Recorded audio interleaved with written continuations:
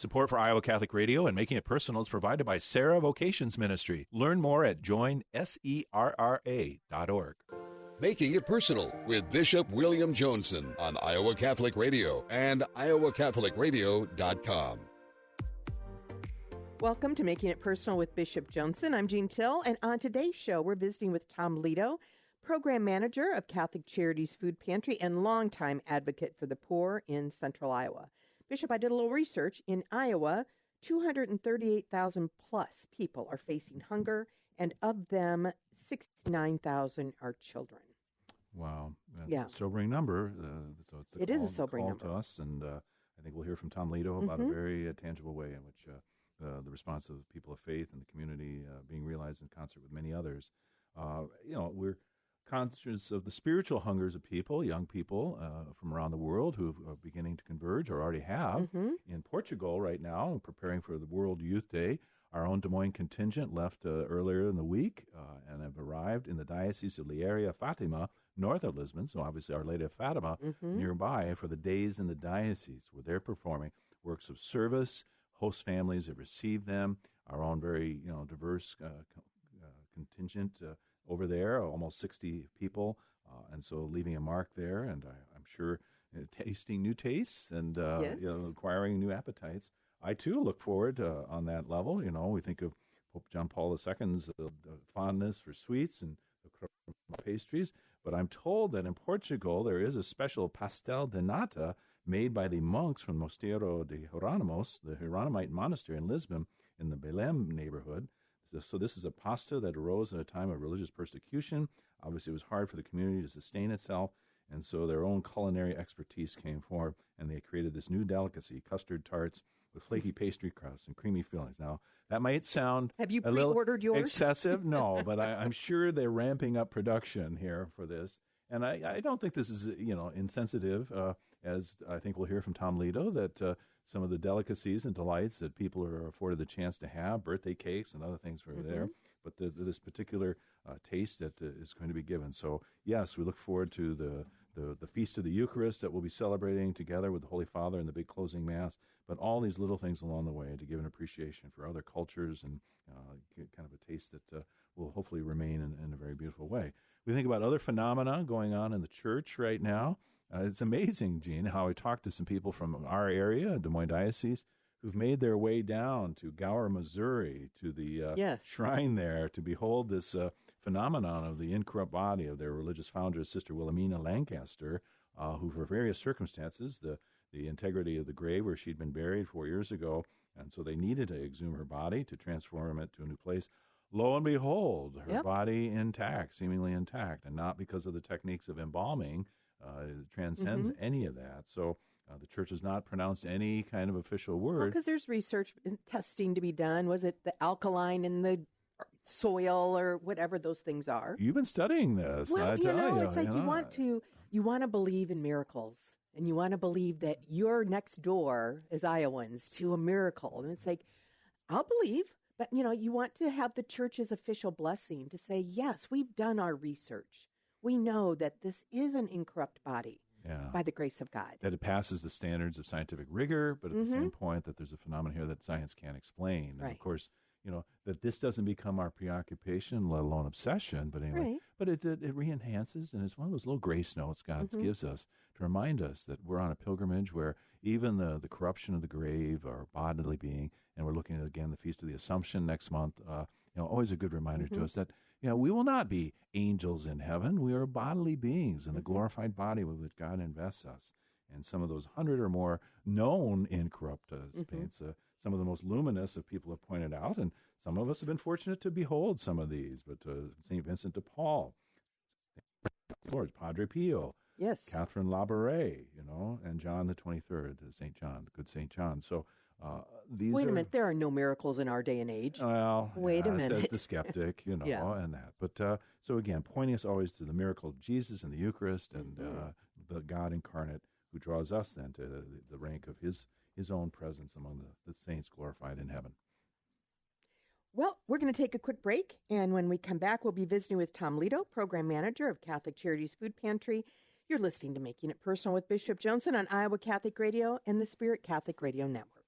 Support for programming is provided by Gregory Waddle from Knights of Columbus Asset Advisors. Is your financial portfolio pro-life? Knights of Columbus Asset Advisors offers investment products designed for faith-based investors. Seek to align your faith and your finances with a portfolio that does not benefit from abortion, contraception, human cloning, or embryonic stem cell research. You can reach an advisor at 844-493-4010 or visit kfcassetadvisors.org. Knights of Columbus Asset Advisors is an SEC registered investment advisor. Investment products are not guaranteed and may lose value. Support for Iowa Catholic Radio is provided by the Sarah Vocations Ministry, including the St. Sarah Club of Des Moines and the Sarah Club of Council Bluffs. Sarah is an apostolate of the Worldwide Catholic Church dedicated to fostering and supporting priesthood and religious vocations. Sarahans strive to accomplish their mission through prayer, fellowship, and service to the bishop, priests, sisters, and all in religious formation, and in doing so to increase their own holiness. Learn more at joinsarah.org, joinserra.org. Thank you, Sarahans, for your support of Iowa Catholic Radio.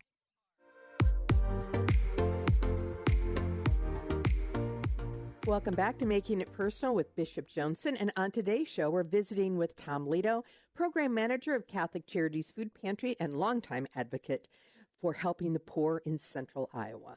I've been looking forward to having you on, Tom Leto, since I met you a few months ago. You're kind of a fireball in my own experience at the food pantry. But then Breakfast with the Bishop, you gave a great witness there and all that you're about and the mission that there. So thanks for giving us this chance to be together for a conversation. Catholic Charities and the food pantry and making it personal. So this is not maybe where you charted your life that you would end up at this point, but how did things unfold that here you are, kind of a champion of people who might find themselves suffering from food insecurity? Well, first of all, I'd like to thank you, Bishop, for inviting me onto your show, and I'd like to thank you for answering the call to be our shepherd for the diocese. I'd like to send out a little shout-out to Barbara Decker, our Executive Director at Catholic Charities. She provides great leadership for our organization. And, today we'll be talking about the food pantry operations, but as you know, the Catholic Charities has several programs within the diocese. We have a counseling program. We have an emergency family shelter where we assist families facing housing challenges. Mm-hmm. We have a refugee resettlement program, and we also have a domestic violence and sexual assault program. So, there's a lot of good, dedicated people on the team that are helping throughout the community. Mm-hmm. Vulnerability takes many forms, and people are at risk, and so Catholic Charities is a full two-handed approach to reaching out to these folks. Absolutely. As you know, we're in our 99th year with Catholic Charities here in the Des Moines Diocese, and we're all excited to be coming up on our 100th year celebration. I don't know if you call it a centennial event, a century mark, and a lot of excitement within the organization. And as you know, to make an organization sustain for 100 years takes strong leadership, a lot of dedicated employees, a good group of volunteers, and a community that it supports the operations. And we're very fortunate to have all of those pieces. Yeah, it all comes together in that way. So tremendous thing, and we'll be celebrating and kind of rolling through. That's going to be inaugurated very soon and roll into November 2024. So we'll make a year of it, and looking not just to what God has done through the many individuals, but looking forward to the future with great hope. So we hope to bring that about. But for you too, kind of on the grassroots level, and no pun intended here, but involvements, including even the gardening endeavor that you're there. So it's not just receiving goods and services from others, but kind of bringing it up forward from the soil of there on Hubble Avenue. It's interesting. You had initially asked me about my background, and I've come from more of a business background. I spent 24 years in the transportation industry and worked in various aspects from financial reporting and corporate finance, sales, quality management, and other things. And I just knew it was time to take a break. And I think I told you this story at the Shamrocks and Shenanigans event in March that I was speaking to one of my local priests, and I was kind of discerning, if you will. I wanted to do a little something different, maybe I thought I'd just take a break from the corporate world. And we were talking about opportunities, and he's like, there's a Catholic Charities has a food pantry over on the east side. Maybe you should go check it out. And I guess when your local priest gives you a little nudge or whatever, and suggests you give it a consideration, that's kind of how I got involved with it. Well, for some people, it might depend which priest it is, though, right? But this we'll priest keep spoke to it. Yeah. We're keeping him anonymous Yeah, here. Okay. So I remember the first time I went to the pantry, it was pretty overwhelming for me to see, from my background, I never really saw it's a whole different community, a whole different group of people, a vast number of visitors, from the fixed income elderly to resettled refugees to homeless to people that are unemployed or underemployed. And it was just kind of eye-opening to me. And the second thing that really stood out for me as I started volunteering there was just the group of volunteers that helped support the operation.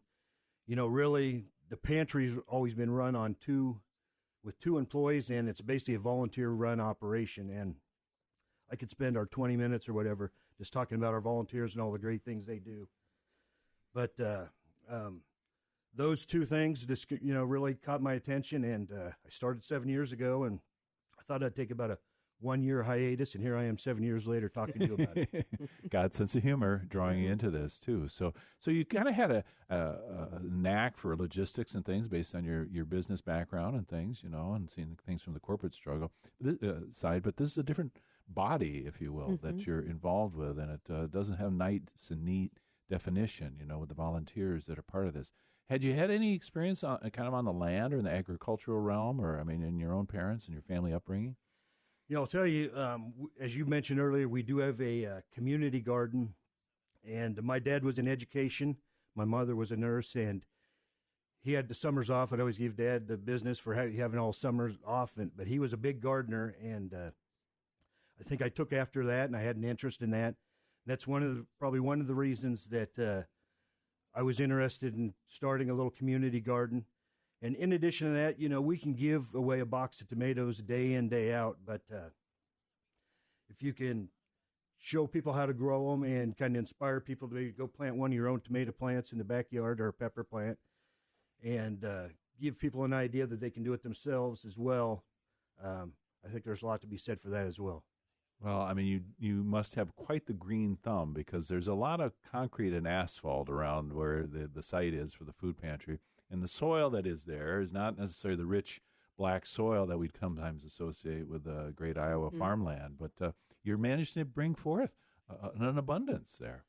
Well, we've been fortunate. I have a resource that has helped provide. We've added some good black dirt from southwest Iowa. We've started a compost program. Phil McGrath was one of our longtime volunteers from St. Pius in Urbandale, and he taught me the compost concept. And with COVID, he discontinued his volunteerism of many, many years. And I kind of took over his compost ideas. And so we, with all, if you can imagine all the vegetables and produce that we move, there's a lot that we try to give it all away, but some of it's... is it the usual suspects, zucchini, tomatoes, sweet corn, or... Yeah, we have it all. We have it all. And this is our fun and busy season. And, we got a lot of good partners, local gardeners that help us out. There's an organization up in Madrid, Iowa Gardening for Good. Tracy, he's a retired agronomist, if you will, and he has what he calls his hobby farm. And I think 2 years ago, he donated 240,000 pounds of produce. Wow. To 53 pantries in 23 counties. And we are a large beneficiary of all of his hard work and all of his volunteers' work. So, yeah, watermelon. If I could tell you how many times a grandmother would be at the counter talking about how excited the grandkids are coming over tonight, we're going to have watermelon, corn, zucchini, squash, bins and bins of butternut squash. That's the summertime season, and it's kind of a fun time to be there. So if regular folks that have a small garden bring you a bag of sweet corn, you're okay with that? Oh, absolutely. Okay. We don't turn anything away. And, okay. A couple other food rescue organizations. One is Eat Greater Des Moines, and the other large organization, Food Bank and DMARC, they're our key partners. Eat Greater Des Moines, they're like in the food rescue business. They have a network of people that will volunteer food to them, and I look at us as we are the distribution point. So they get the network, they go out and rescue the food, and then they call the Catholic Charities Pantry. Hey, I got I got bags of lettuce. I got pallets of Jell-O or, whatever it is. Those are the two fresh things on my mind that we've been moving. But food bank will call. They're a big warehouse, and sometimes they'll be like, we got a lot of grapes left, and we got sweet potatoes to move. And when they need to move it, they know who to call. They call Catholic Charities, and we'll get it distributed throughout the community. So as I was able to witness the gardens, you might have to protect a little bit against deer or something else there, but it's open. And so if people were just walking by, I mean, you're not fortifying it so it's protected from people who might say, wow, I could really use some tomatoes right now. So do people kind of help themselves on occasion? Well, that's truly one of my earlier challenges when I'd be like watching a cucumber grow or a cabbage head come to fruition. I'd have my eyes on it and be like, okay, it's got about another week to go or something, and I'd walk the yard the next day, and before the cabbage would be gone. Or a lot of the tomatoes, a lot of people like green tomatoes in our community. So, no. A lot of them don't make it to the ripening stage, but that's all part of it. And just as long as the Tupelo honey truck isn't driving up to it to get their green tomatoes in the parking lot or something like that, I know it's going to a good use. So a little detachment on your side too, even as you're trying to bring them to full fruition. You mentioned the food bank and DMARC. That was an unfortunate point of tension for those who were paying attention earlier in the year. Did you get caught in the crossfire of that in terms of the supply line or anything like that? Things have been worked out, and I think comity prevails now for the sake of the people who are most in need. But was there any point where you were apprehensive? Well, it's certainly affected, I would call myself frontline operations. Fortunately, we have strong leadership downtown that kind of weeded our way through all that, and I think we came out all right. It was certainly a bit disruptive for all operations for many of our network pantries, but in the end, I think we're doing all right now. Okay. All right. Well, praise God. So there's really two sides to the house, right? There's the pantry itself, and then there's the support, the line where people can come up right to the window, right? That absolutely kind of evolved during the pandemic, right? The service that's offered. Can you just go into a little more detail on both of those? Yeah. So briefly, our food pantry operations are two kind of separate operations. One is like a monthly, we call it emergency food supply. That's supported primarily through the food bank and through DMARC. It's more of a grocery style experience where we have canned goods, and we try to offer a frozen meat, eggs when available, some kind of dairy product, some toiletries, some personal products, and that's more like a personalized shopping experience with our volunteers. The other side is our food rescue operation, where we have a lot of dedicated employees running the Hy-Vees, Paneras, Chick-fil-A. I'm going to forget some of our donors, but Walmart, Costco, Capital City Fruit, Come and Go, Price Chopper. They welcome us to come and pick up rescue food. We bring it in, weigh it, and we try to move it. What comes in today, we want it to move today. And last year, I think we, on record, recorded about 420,000 pounds of food rescue. Last couple months, we've done over 50,000 pounds. Now, when Tracy up in Madrid kicks in, it's not necessarily a food rescue, but it's a donated produce that'll go into that. Our numbers will be even more significant yet. Yeah. Does word spread about people knowing what sort of items are in stock on any given day, on the food rescue, or they're taking their chances when they show up, but some people I was struck, looking for a birthday cake for their grandchild or something. It's certainly watermelon day is always a busy day at the pantry, and when the word's out, watermelon's around, our numbers seem to go up by 10, 20%. For all those seed spitting contests. Yeah. So there's certainly a network that communicates what's available. On days where we don't have much, our traffic's down a little bit, so maybe the word's out there as well. But you're not sending out text notices to people or anything on that front? Sometimes we'll post it on our Facebook, or we have people downtown that might post, hey, this and this is going on today. We have sweet corn today or something, but not regularly. Do you have to qualify to receive the monthly packages or the walk up to the counter? I mean, is there any qualifications for someone to receive food? So for the daily counter, we don't even get any identification. Everybody's welcome to come to our daily food rescue counter. every day. For the monthly food box, we have an intake system, and we do get some demographic information such as employment status. Are you renting? Do you own? Education and various demographics. But all people that show up will receive food if they show up and need it. Good. Wow. And so there are the volunteers driving the trucks in the morning, getting what they need. There's those who are taking shifts, and you've got some people there that have been decades volunteers. We wouldn't be doing what we would be doing without our volunteers. We have, like I say, two of us that are regular staff employees that unlock the door. Give a shout out to your colleague. You mentioned Barbara Decker before, but you're Deborah Kessling. She's been with us 4 years now, and she certainly makes my life easier when I have to leave and go do food rescue or whatever. She basically runs the show. So good associates and good volunteers make it a successful operation. So if someone wanted to volunteer, they would reach out through the website, or you would vet them, or is there anything that people have risk getting turned down? Yeah, recently, just with all that's going on in fuel inflation, food inflation, there's a couple pantries in our neighborhood that have closed. We are certainly looking for more volunteers. We're looking for what I call bench strength for if a regular volunteer is down, goes on vacation to Italy for a couple weeks, or does some other trip, or is sick. We certainly need more volunteers, and we have a website, or Emily downtown is our volunteer coordinator. Excellent. So, well, if you'll hang with us here, we'll keep it going. Hear a story when we come back. Yeah. To learn more about Catholic Charities Food Pantry, go online to catholiccharities.dm.org. We're going to take a quick break. You're listening to Making It Personal with Bishop Joensen on Iowa Catholic Radio and the Spirit Catholic Radio Network.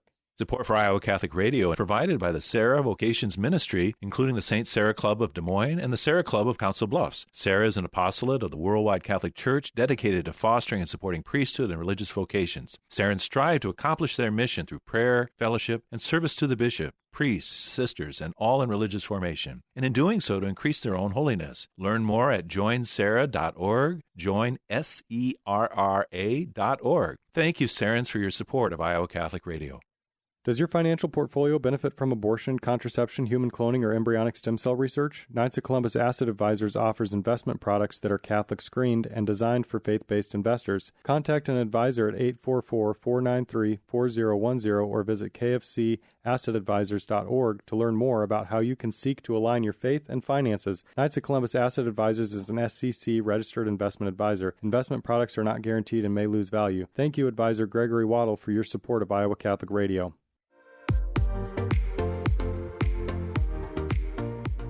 Welcome back to Making It Personal with Bishop Joensen. So the garden itself enhances the environment, but thanks to the fifth graders at Willard Elementary, there's kind of a new aesthetic dimension at the food pantry. Can you share that with us? Yeah, earlier this spring, a gentleman by the name of Dave Deers approached us and said he would be interested in doing murals. We have a big, it's an old Quick Trip store, big storefront, if you will, and he thought it'd be a good candidate for his elementary school mural program. I told him I thought it would be a good idea, so he brought his teacher in, Lindsay Manzer, who's the art teacher. We sat and discussed some concepts, and she had little breakout sessions with her fifth grade students. And they came with 9 excellent prototypes of ones to choose from, and they were all great candidates. And we had to choose one, and we're really excited about the one we have. It promotes our concept. It has a little garden, a little chicken coop. We like eggs and chicken at the pantry. It has a little table with a chair and like a little kitchen table kind of thing, and a truck delivering produce, and a little kind of a market or a pantry. So there's always a seat at the table. There's always a seat at a table. We have that as the primary banner, and we also have a little street sign kind of thing that says "All are welcome," which is both are kind of the same general concept. We wanted just to have a welcoming kind of concept that everybody's welcome. You asked earlier, is there requirements or whatever to come in? Everybody's welcome. If you need food, that's what we do. Well, hospitality, inclusivity, and reflecting back to people their dignity, even in their hunger, their need, that's there. We started thinking about making it personal. Tom, I'm sure you're chock full of stories. Would you have one or two for us here? Well, let me think. One story pertaining to the garden. We started the community garden about 5 years ago, And there was this little Asian lady that used to always come by our pantry. Her name was Tui, and she would, she'd always like fresh produce, and so she was excited when we started the garden. First year we had it, she came out and picked some vegetables with me, and she's so grateful. She comes back a week later pulling her little wagon with a couple plants, and she can't, our language, we have a language barrier, didn't really know what it was, but she grabs my hand and takes me over to one of the plots by the entryway and kind of points at the plants and says, put them here. And so in my office, I planted them. The next year I got phlox and some yellow Asiatic lilies or whatever in full bloom. I got a picture of her with a basket with our little community garden sign, and that's always going to be a special memory for me. And it withstood the rigors of Iowa winter, yes, too. Yes. Yeah, that's tremendous. So. But I'd say my favorite Catholic charity story is one I told at my father's funeral a couple years ago. This story goes back to the summer of 1969. Mom and Dad received a phone call from Catholic Charities. We have a brand new little baby boy, and he needs a home. And they said yes. So that was my first introduction to Catholic Charities.